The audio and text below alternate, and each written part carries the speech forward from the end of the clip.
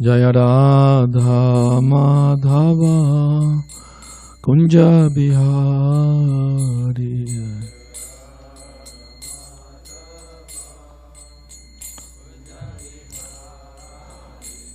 Jaya Radha Madhava Kunja Bihari.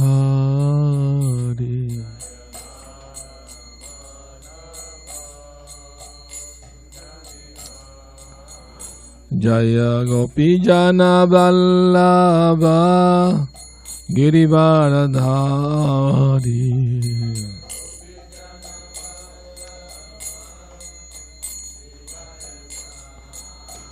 Jaya Gopi Jana Vallabha Girivaradhari.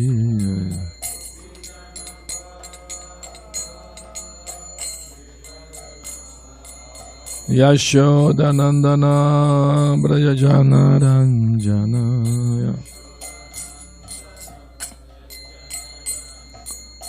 Yashodanandana Brajajana Ranjana.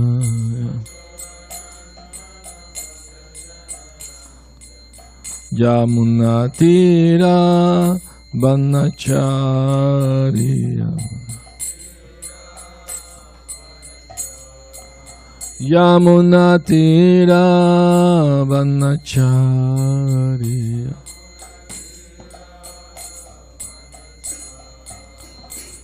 Jaya Radha Madhava Kunja Bihari.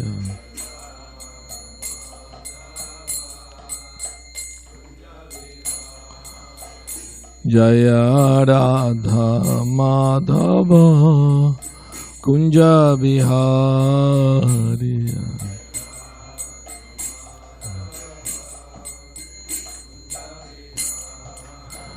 Jaya Gopi Jana Vallabha Girivaradhari.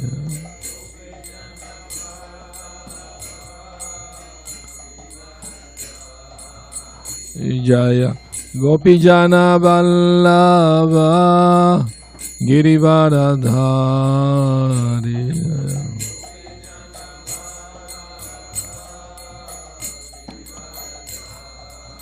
Yashodanandana Brajajana Ranjana.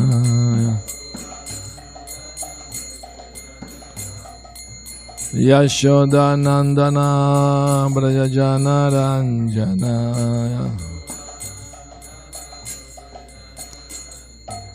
Yamunatira Vanacharya. Yamunatira Vanacharya. Jaya Radha Madhava Kunja Bihari.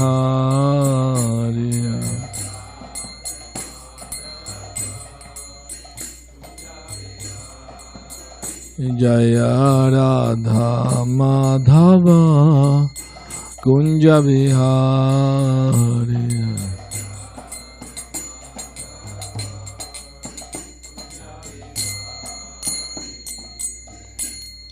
Gaura Premanande, Srila Prabhupada ki jai. Narayanam namaskritya Naram chaiva narottamam Devim saraswatim vyasam Tato jayamudiraye Nasta prayesha badreshu Nityam bhagavata sevaya Bhagavati uttama shloke Bhaktir bhavati naistiki. Om namo bhagavate vasudevaya. Om namo bhagavate vasudevaya. Om namo bhagavate vasudevaya. Reading from Srimad Bhagavatam, 5th Canto, Chapter 4, Text 9, isn't it? Yesham kalu mahayogi bharato jeshta shreshta guna siddhyenedam varsham bharatam iti vyapadishanti. Yesham, of whom? Kalu, indeed, Mahayogi, a very highly exalted devotee of the Lord. Bharata, Jeshta, the eldest. Shreshta Guna, qualified with the best attributes. Asit, was. Yena, by whom? Idam, this. Varsham, planet. Bharatam, Bharata. Iti, thus. Vyapadishanti, people call. Translation. Of Rishabhadev's 100 sons, the eldest, named Bharat, was a great exalted devotee, qualified with the best attributes. In his honor, this planet has become known as Bharata Varsha. Purport. This planet, known as Bharata Varsha, is also called Punya Bhumi, the pious land. At the present moment, Bharat Bhumi, or Bharata Varsha, is a small piece of land extended from the Himalaya mountains to Cape Comorin. Sometimes this peninsula is called Punya Bhumi. Sri Chaitanya Mahaprabhu has given special importance to the people of this land. Bharata Bhumi te hoila manushya jammayar jamma sartaka kari kara para upakar. One who has taken his birth as a human being in the land of India, Bharatavarsha, should make his life successful and work for the benefit of all other people. CCAD 941. The inhabitants of this piece of land are very fortunate. They can purify their existence by accepting this Krishna consciousness movement and go outside Bharat Bhumi, India, and preach this call to benefit the whole world. Om Magyana Timirandasya Gyananjana Salakaya Chakshuru Militam Yena Tasmai Shri Gurave Namaha. I was born in the darkest of ignorance, and my spiritual master, Srila Prabhupada, opened my eyes with a torchlight of knowledge. I offer my humble respectful obeisance unto him. Srila Prabhupada Ki Jai. So, Bharat Maharaj is famous up to now because the earth planet is called after his name, Bharatavarsha, because he was such an exalted, pious, pure devotee of the Lord. He was the eldest son of Rishabhadev, and it's very interesting that in his life, in the Nectar of Devotion, it is explained that even at a young age, maybe he was the same age when Lord Chaitanya took sannyas. At that young age, he renounced his kingdom and went wandering, renouncing his life of comfort and, the royal pleasures and family and friend and subjects and servants and all. He gave up all this because he was so attracted to the service of Krishna. He could not continue as a king. He have to give it up naturally. Naturally, it's not artificially, and it is explained that he will beg door to door, even at the house of his enemies. Kings have enemies everywhere, naturally. So he will go to their home to beg from them. And naturally, if you go to an enemy's house, you will probably insulted. Although the Vedic culture is so nice that it is in the Shastra that even if your enemy come to your home, you must receive him nicely. Once he leave your home, he can be your enemy again. But he become unexpectedly atiti. That's called atiti. That unexpected guest come to your home, you must treat him nicely, even if he's your enemy. Once Narad Muni went to visit Krishna in Dwarka, and Narad Muni asked Krishna. This is from the Puranas, probably Naradiya Purana. Krishna, you have so many wonderful devotees, and I would like to meet some Grihastha devotee of yours, nice devotee of yours.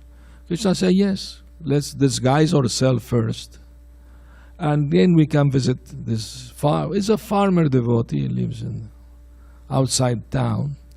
All right, so they disguised themselves so not to be recognized, and they went to that devotee's house.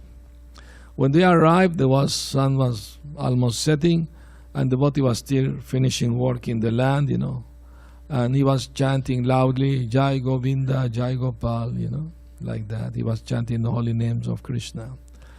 So they told him, well, pilgrims, and if we can stay the night at your home, yes, of course, please come, be my guest, So he was a poor man, day to day, from hand to mouth, whatever Krishna gave him that day. So his wife already made dinner for him and for their 2 children. They have two children, 2 boys. So he gave his own meal to Narad Muni and Krishna.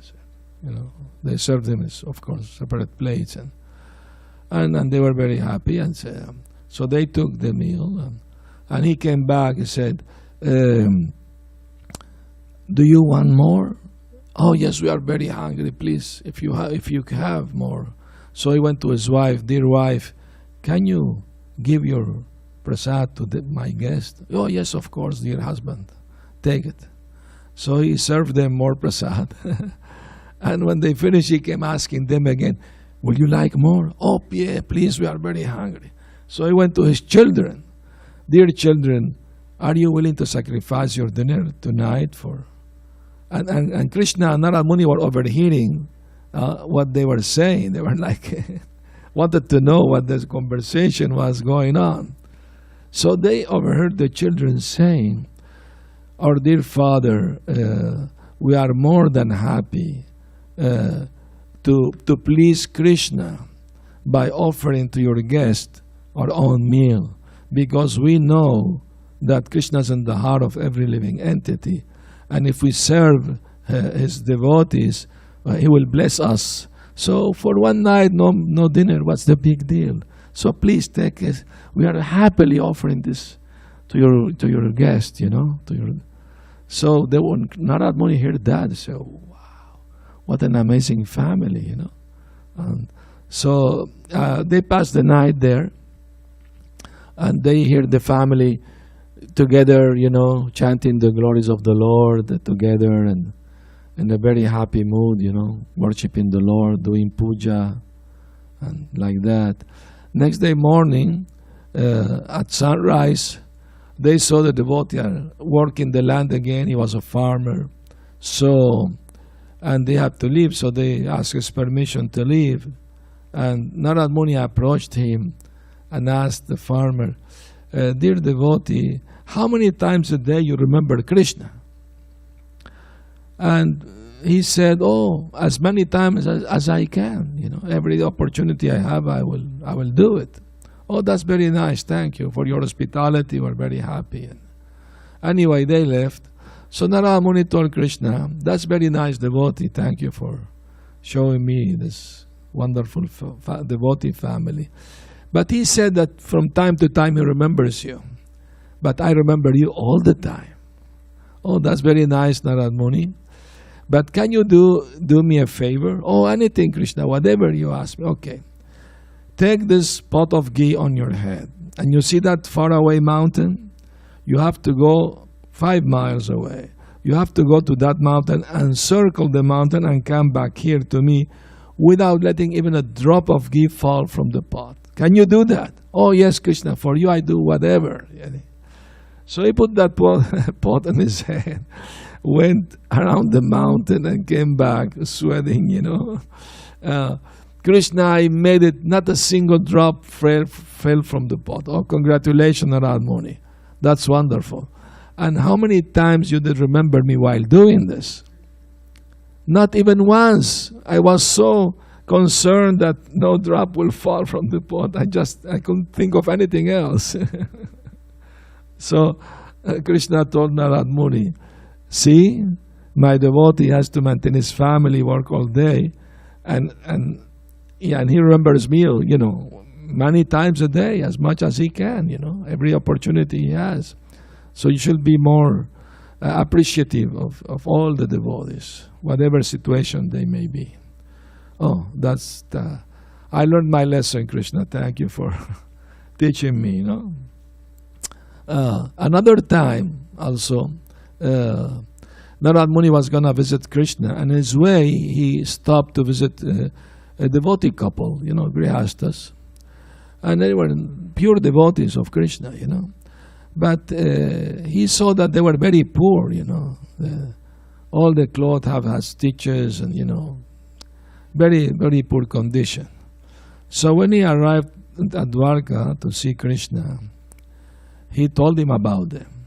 Oh, Krishna, your pure devotees are in such poor situation, they can't eat more than once a day, and all their garments are torn apart. So why you don't give them some riches so they can worship you better? They live a little more comfortably.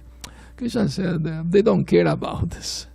If they will ask me for it, I will give it to them. But they don't want me to. They don't want me to give them that. So why should I give them something they don't want from me? They're satisfied just with my pure devotional service. That's all they want. They want nothing else. Narad Muni insisted, but my dear Lord, even if they don't ask you anything, please give them some, riches so they can survive better in life, Krishna said, all right, I will do that and see what will happen. So go now to their home and see what will happen. With dirt, the coins, the golden coins. His wife told him, what are you doing? Why are you doing this? He said, because people kill each other for these things, So I don't want nobody to be too greedy and, fight with others for the money and kill each other. So I'm going to cover it so that nobody will see it. And the wife told him, I don't understand you. Why you're covering dirt with dirt, Bhagavad Gita said that those who see gold or the same stone, the same, So she has that vision, She was a great devotee of the Lord also. So Narad Muni understood, the actual treasure of the pure devotees is their love for Krishna. That's their greatest treasure. Sometimes devotees of Lord Shiva are very opulent. They live very comfortably. They have so many material riches and because of their worship of Lord Shiva. So when in the Bhagavatam, while Maharaj Parikshit was hearing from Shukadev Goswami, he asked him, why do we see that devotees of Shiva generally are very opulent, but devotees of Krishna generally are not so. So Shukadev Goswami said that the opulence that the devotees of Shiva get is in relation to the three modes of nature, meaning temporary, materially, temporally. But the riches that devotees of Krishna has is transcendental to this material world, to the three modes of nature. One is going to finish as soon as the body is finished, but the other is forever, is eternal. So that opulence is more important. So we have to try to develop more treasures spiritually than materially. So Bharat Maharaj also didn't care for material opulence. He left his palace at young age and wandering here and there. And then he finally went to the forest to be alone, to serve Krishna in meditation and meditating on his holy name and worshipping him. But it so happened, as you all know, he saved the life of a newborn deer. His mother was afraid, running from a tiger that was chasing after her, and she jumped in the river and she delivered the baby in the river. The mother drowned, but the small deer, he survived. So being very kind and compassionate devotee, he jumped in the river and saved the life of the small deer, and take care of him, and his wounds and everything. So naturally, the small deer became very attached to him. And he also developed some attachment to the deer, because it's very cute and small and, defenseless. So naturally, the instinct of humans is to protect those who are the defenseless, generally speaking. Nowadays, it's not like that, Mothers, they are killing their babies even before they are born, That's very cruel thing, Very horrible thing. Remember the pastime of Mother Uttara. She had Maharaj Parikshit in her womb. And she felt a miscarriage because Ashvatthama was throwing the Brahmastra to kill the baby. And she said to Krishna, "Dear Krishna, please protect my unborn child. Doesn't matter if I die, but not the child." So that's the mentality, that it shall be. I remember some years ago, one lady, devotee in Mexico, she called me to ask my opinion because the doctors told, she was pregnant and the doctor were telling her that you have to decide either your life or the life of the baby. Both of you can't survive, only one of you. So she was asking, different devotees' opinion, and she wanted my opinion too. So I told her, life and death is in the hand of Krishna. No doctor can 100% give assurance that who will die, who will survive. That you can have the best doctor, the best medicine, and still die. And you may have nothing of that, and you may still survive. So, Mare Krishna Rake Krishna Mare Ke. That's the Bengali saying that if Krishna wants to protect you, who can harm you? And if Krishna says you have to die, who can protect you? Isn't? But that doesn't mean that we should take risk unnecessarily. Prabhupada said devotee doesn't mean we challenge the laws of nature. Okay, now I'm devotee, I can do anything, go everywhere, put my life at risk. No. Prabhupada once talked to mountain climber, and the mountain climber explained to Prabhupada how he risked his life, going up the mountains with a very dangerous situation. Prabhupada told him, I could never put my life in danger because it doesn't belong to me. It belongs to Krishna's service. So I can't put it at risk. So that's common sense, We have to use our common sense how to deal with situation. At the same time, depend on Krishna's protection, of course. That's very important. Both things should go together. So, anyway, I advised this devotee. I told her, I will advise you to try to save both lives, not just, because some devotee were advising her. Even her own guru advises her, no, you have 2 more children, better you survive. So you have to take care of the other children, which is more common sense, of course, But I told her, take your chances, at least try before coming to that desperate decision. Try to save both lives, yours and the baby life. And the next day she called me, yes, both are alive. Thanks to your prayers to Krishna. So sometimes we have to in this desperate situation, it's difficult sometimes to take a proper decision, but we have to learn from Shastra, how to depend. The life of great devotees, how they surrender, how they depend on Krishna fully in their lives. I was listening to a class by Prabhupada. He was saying that the Pandavas were great devotees of Krishna. And although they were great devotees, they still have to suffer so much. Their wife was insulted, their kingdom was taken away from them by tricks, by cheating them, and they have to live in the forest and with much difficulties and austerities. But they never gave up their faith in Krishna, their devotion to Krishna. One may say, oh, Krishna has, hypnotized them, They're brainwashed, When, in mid-70s, our movement in America was heavily attacked, and by the programmers. They used to kidnap devotees and force them to give up their spiritual life. There are many cases like that. So even their own family will kidnap them by using some called the programmers they hire. The idea is to convince them to give up Krishna consciousness.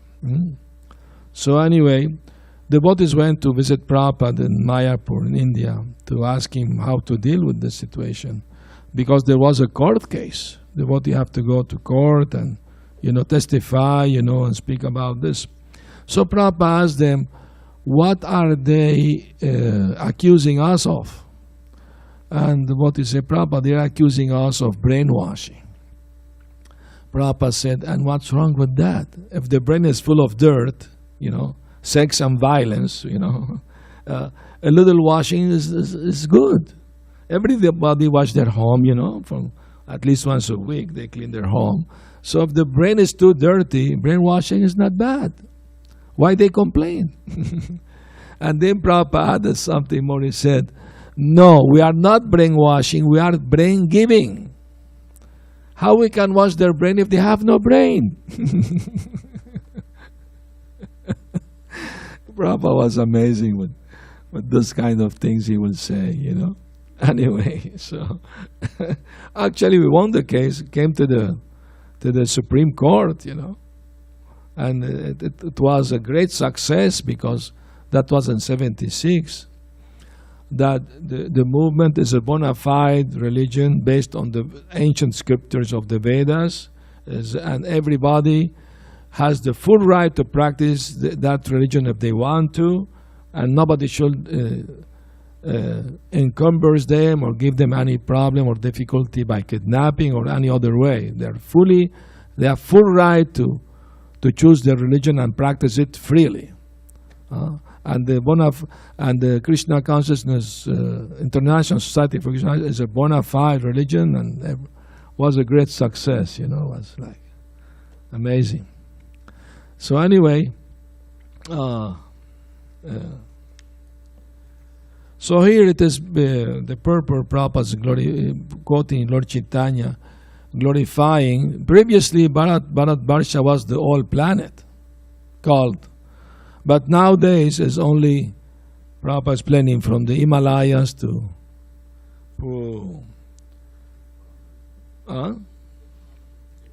Kankamering. And that's where actually from there Lord Ramchandra made the bridge to Sri Lanka at that spot.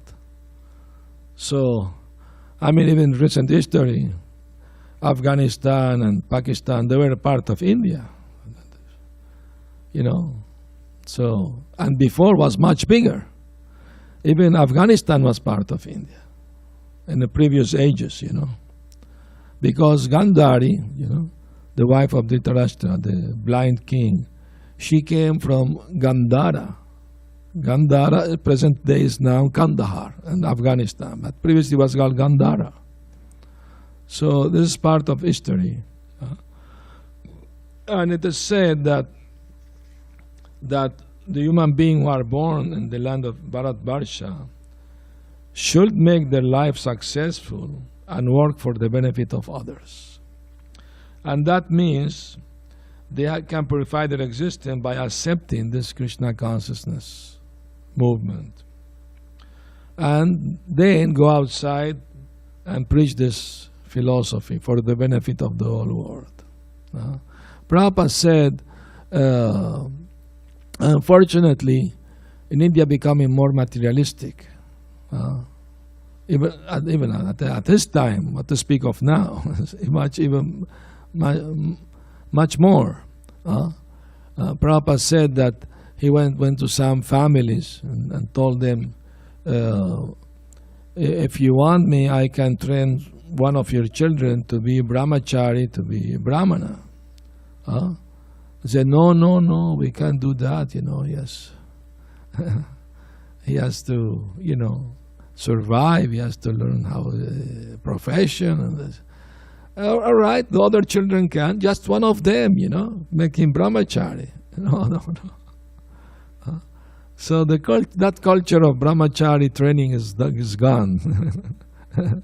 It's an imagination nowadays in India, Previously there were so many, maybe still some gurukulas, of course, around, undoubtedly, but previously was everywhere. In every town there was, in every village there was training, And previously even kings, they will go, even princesses, they will go to the ashram of a sage and be trained, They will sleep on the floor and they will do menial services to be trained in humility and tolerance, and learn how to deal with other people in a pious way, in a mode of goodness. So, but those things are gone now, People are after technology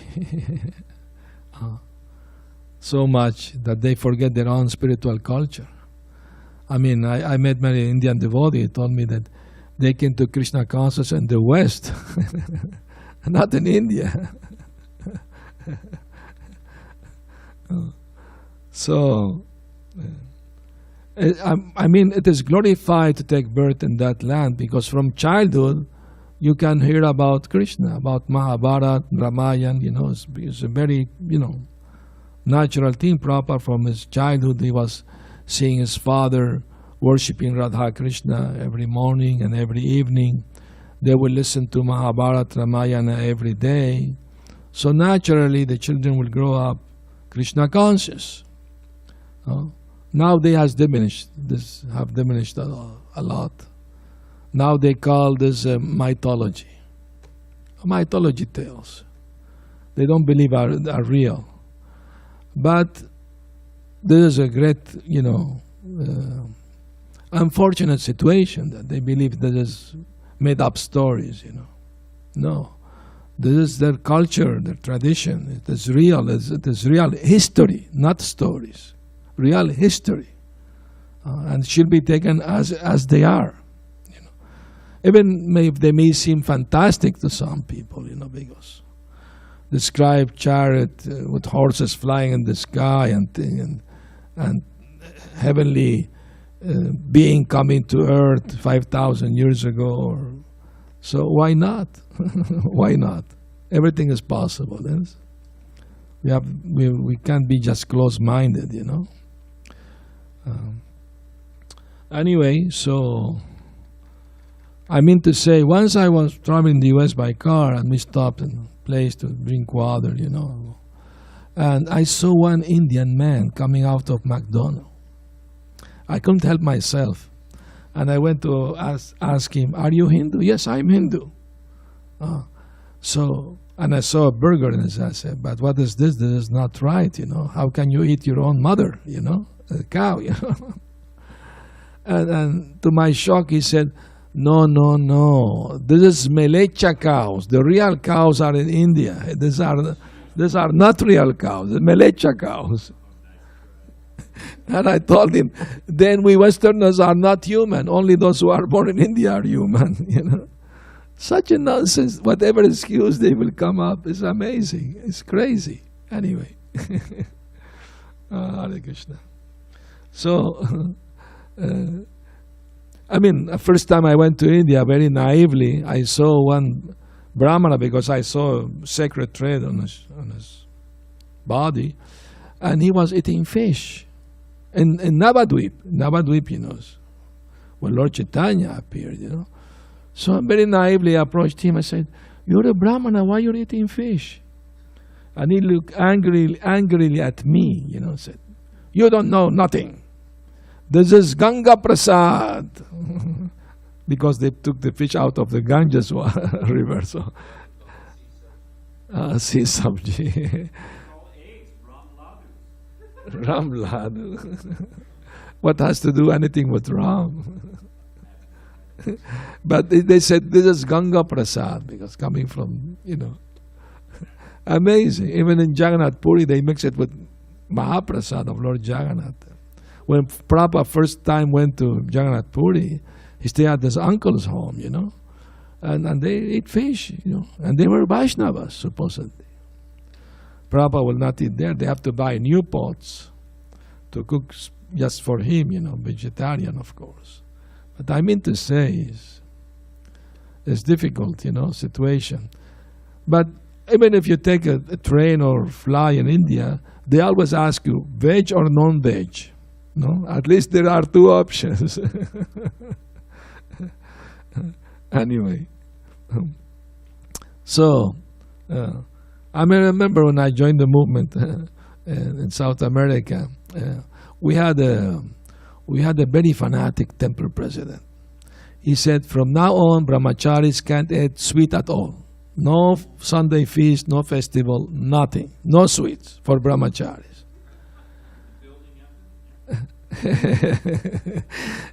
And no mangoes. Nobody can eat mango either. Because Bhaktisiddhanta Saraswati didn't eat mango. So that's a big sense gratification. No mango for anyone. That's subtle sex with the tongue. You can't do that. That's crazy, And when I joined, we know Prabhupada said, no lazy, no crazy, But we have some crazies. No, they were not lazy. There was one devotee, we'll call him the square japa man. Because he will make a square while walking, chanting japa, but walking backward. And make a square, walking backward. He became later the temple president. He became sane. No, he became sane after a few months. He became normal, by chanting Hare Krishna, get cured. But another temple president we had, when he joined, he was a Shivaist. He went to India, lived many years as a yogi there. And he will climb a tree and not get down from that tree. So they have to take the prasad to him to the tree. Why you're not coming down? Well, Paramatma told me I have to stay all day here in this tree. And he later became temple president. And he's the one who told us no sweets at all. He was yogi, But after a few weeks, I get tired of this, artificial imposition. And I told the brahmachari, because only the grihasta will get all the sweets and rice, sweet rice and halva and all this. So I called him.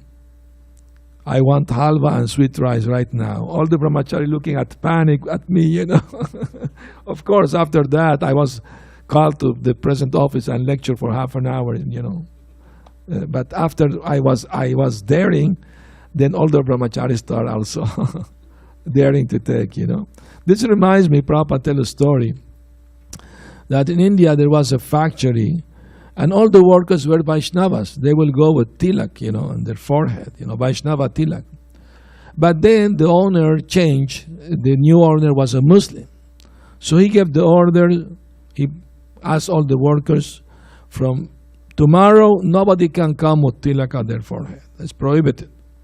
And next day, all of them came with no tilak but one. Only one came with tilak. And the Muslim said, okay, since he dared to do it, he can continue wearing his tilak every day, not the rest of you. So that's important, instruction, that sometimes you have to be a little courageous and, do the needful for your spiritual life, take a little risk, for Krishna. And that will be appreciated, by people. I remember when the first war between Iraq and America happened, with Bush Sr. at that time. Many TV stations in South America, Venezuela, they hold a meeting in a big square, big park, and they invited all religion, all groups, yoga, and they invited us. They called us to the temple, so we went there. So I was the spokesperson for the temple, and they asked me about my opinion about war and all these things. So I told them, of course we are here together protesting against war, and that's very good, because we don't want war, we don't want violence, we don't want suffering for the people. But at the same time, if we don't allow the poor animals to live in peace, and we murder them, kill them on a daily basis by millions, how we can expect to have peace in human society if we don't allow animals to live in peace? It's impossible. You may come here marching, peace, peace, peace, but if after that you go to McDonald's and eat a burger, you're an hypocrite, So I chastised them, and to my great astonishment, all of them were clapping, applauding, that they agreed with. And most of them were not vegetarian, of course. But then I remember that the Shastra said that from the 4 principles of religion, only one is still alive in the Kali Yuga, and that's truthfulness. And it's still, being attacked all the time. But I mean to say, most people, when they hear the truth, they appreciate it. They may not be able to follow it, not willing, but at least they will appreciate it. Yes, it is true. Mm-hmm. So it's very important. Truth will defend itself by itself, Once a young boy went to a Gurukul and asked the Guru, "Can you please accept me as one of your students? I want to study in your Gurukul." And the Guru said, Brahmana said, "Well, I'm only accepting now children who are sons of a Brahmana, coming from Brahmin family. So you have to tell me who is your father." And the boy said, "I don't know who is my father." "Then go ask your mother, And the boy went to ask his mother. It was very interesting. Prabhupada mentioned that our mother is the Vedas and our father is Krishna. If we want to know who's God, you have to ask the mother, the Veda, the Vedic literature, So the boy went to his mother and asked, "Mother, I want to go to school and I need to know who's my father. The teacher is asking." And the mother very truthfully told her son, I'm very ashamed to tell you this, but I had 2 lovers and I don't know which one of them is your father. I'm very sorry, I can't know for sure." So the boy went to the Guru, to the teacher, and told him, "My mother also doesn't know. She told me that she's not sure who's my father." And the Guru said, "Then you are a Brahmana, because you are telling the truth. I accept you in my school. Become my student." Just because he told the truth. So that's very important, qualification, to tell the truth. Even to your enemy, it is said in the Shastra. But we have also to have discrimination also. For example, there's another story. One Brahmana who was very truthful, but he lacked discrimination. So one day in front of his house, he saw a family with their belongings running, afraid, And after like an hour or so, he saw a group of men with sword and knives in their hands and looking, ugly. And they asked him, "Have you seen a family passing through here?" Yes, I saw them." "Which road they took, the right or the left?" "Oh, I saw them taking the left." "Okay."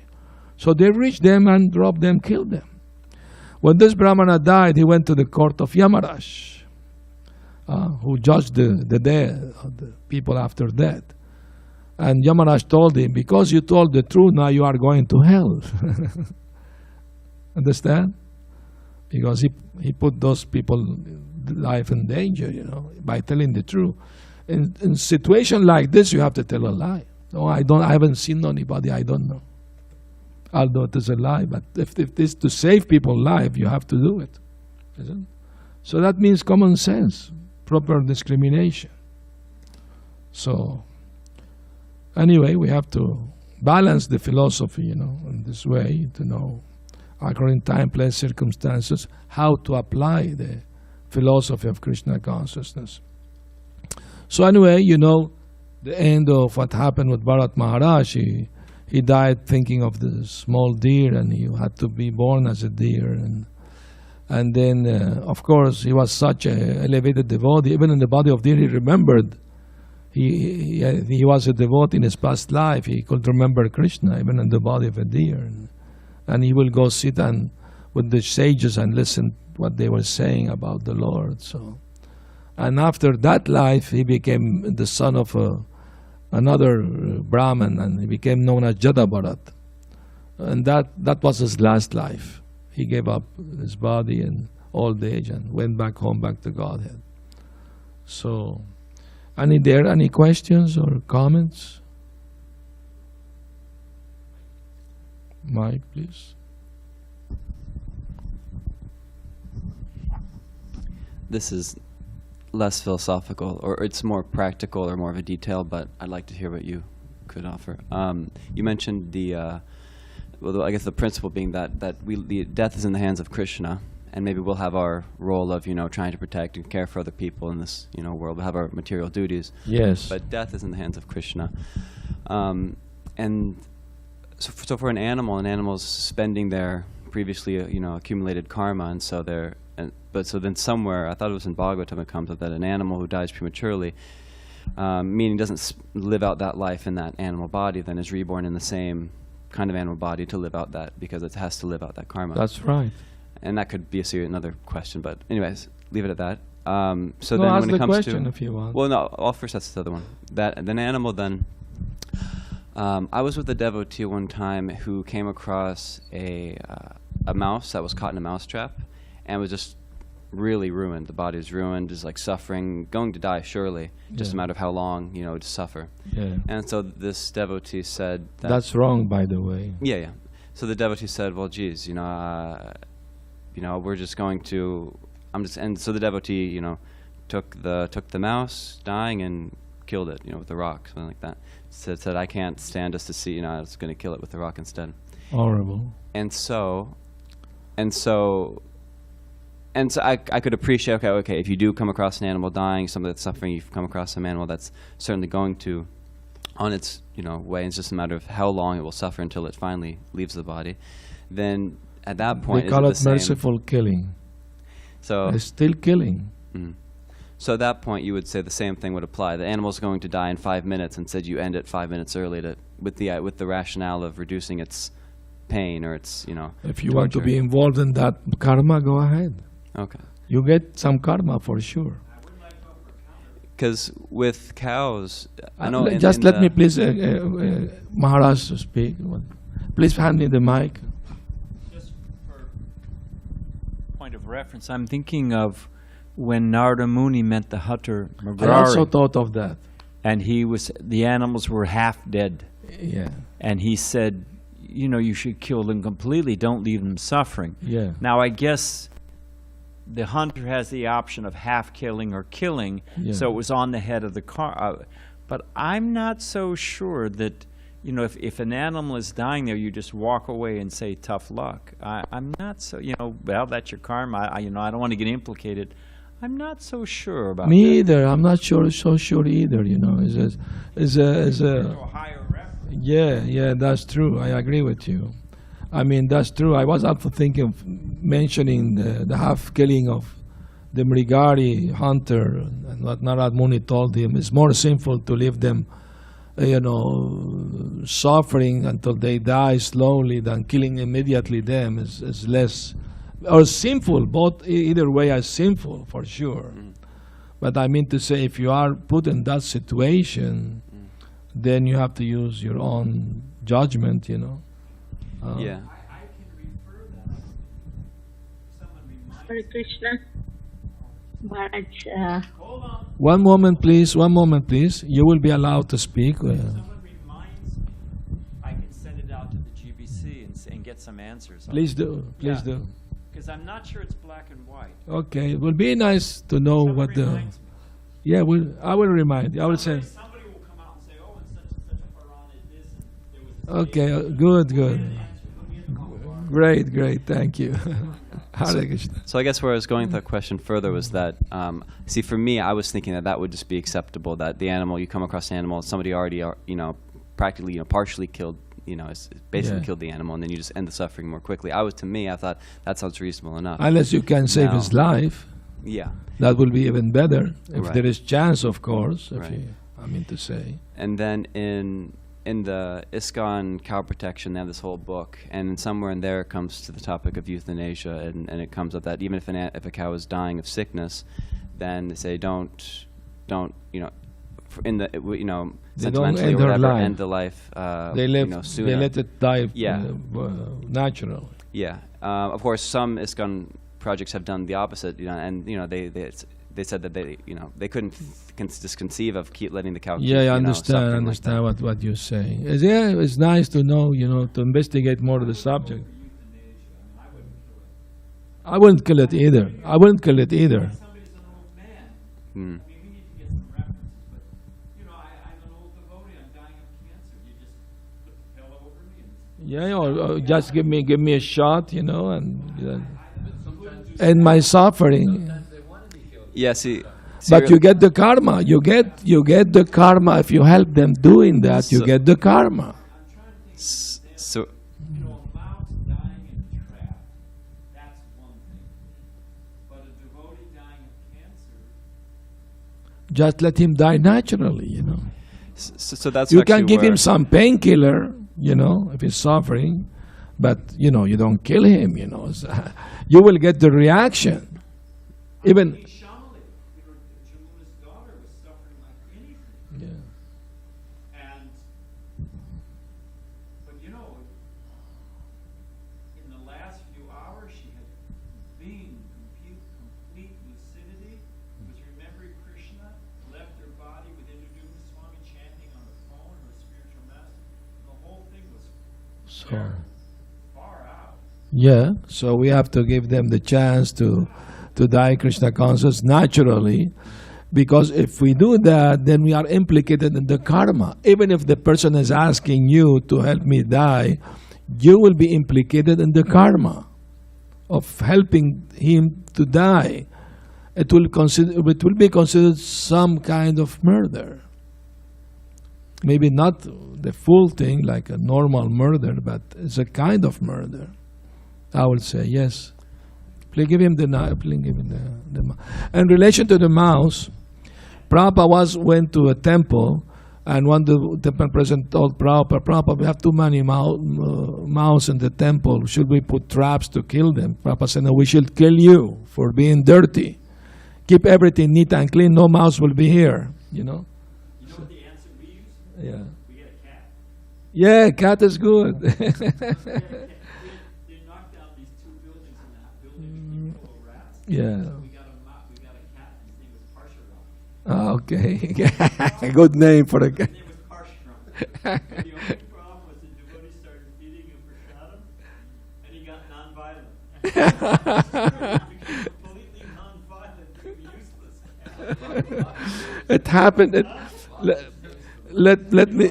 No, and you can ask for Mapati. He would sit under this window. Let me. Howl until Ram came and gave him Murphy and Sandesh. Let me share this with you. In the farm in Mexico, we have also a cat for the mouse, and they were giving normal, cow food, meat. But I started to teach the cat to eat only prasad. I was giving him only prasad, and he stopped eating the meat. He only wanted to eat the prasad.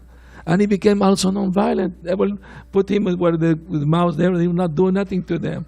So they became angry at me, the devotees, and started to, give him it again. So, There's a guy, you can ask Dharma Stadium, he'll confirm it. There's a guy down here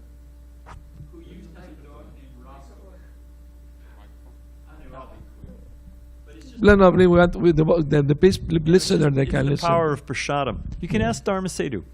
Dharma Setu used to walk after Mangalarti. Anyway, after his puja service, he would walk and he would cut through these two apartment buildings and then get to where his car was parked. And there was this dog, Roscoe. He was a big dog. And he used to somehow to jump on top of his dog house or something. And all of a sudden, there was a fence, but he'd all of a sudden be right in your... And it scared the daylights out of devotees. He scared me. He'd catch you off guard, you know. So Dharma Setu started when he would go, because, you know, pujaris, they always have a little prasad. And they always see pujaris with bags of prasadam. So when he was walking to his car, he popped a little piece of burfi to Roscoe. And so it got into a habit. Whenever he'd go by, he'd give Roscoe a piece of burfi. And if Roscoe would jump up and start to growl, Dharma would say, no burfi. And he'd, he got complete. And the guy came and chastised me. I was the temple president. And he said, you've ruined my dog. He's not a I got him as a guard dog. He was an auto mechanic. And people used to steal stuff out of his yard, so he got a mean junkyard dog. And he said, you got to stop feeding him. Yeah. We had the same experience. We had a temple in Venezuela, so the neighbor had 2 dogs. And the smaller dog loved halva. I mean, after being offered, he will smell it. He will be running like crazy, you know, waiting for... and the owner chastised us, please don't feed my dog. And then he will not eat the food I'm giving him, you know. But I mean to say, Prabhupada said, even a dog can become a devotee. He had a dog. You know? Well, we're way over time. You can ask Radhanath Maharaj, he'll confirm. There was a dog in New Vrindavan they named Hari Rama. And Hari Rama, well, I'll make it quick, but it doesn't really matter. So where the temple was, the dog could jump up and look in the window. And Hari Ram would show up every evening for the evening arti. And he'd get up in the window standing on his hind legs, looking in. But here was the far out thing. When because we're call response, the way we chant. So when the lead singer was singing, Hari Ram would hang his head down and just shake. He was listening. And then when the devotees would respond, he was, ow, ow, ow, ow, ow. And then he would stop. And then when the lead singer, he was right in there, you know. He'd put his head down, he'd be relishing the mantra. And that was Hari Ram. Yeah. Hari Ram ultimately, I forget exactly Hari Ram. Maybe he was a devotee. When Radhanath Maharaj comes, Radhanath Maharaj says he's coming in October. When he comes, remind me, because I forget exactly how Hari Ram left his body, but it was far out. I'm sure So of help me that. remember. Let me also share another pastime with a dog. In South America, we were used to go on Harinam for 3-4 hours every day or more, you know. And was a new thing for people. It was the first time they see devotees jumping and dancing. And we had a big crowd, like 300-400 people, you know. And suddenly, in the midst of the kirtan, everybody was dancing, all the devotees. A stray dog came in front of the devotee and started go around like dancing, you know. He was dancing. He was going around trying to catch his tail. Then he will go the other way around, and then he start jumping, you know. So one man nearby was watching, said, "Oh, you have trained him very nicely, you know."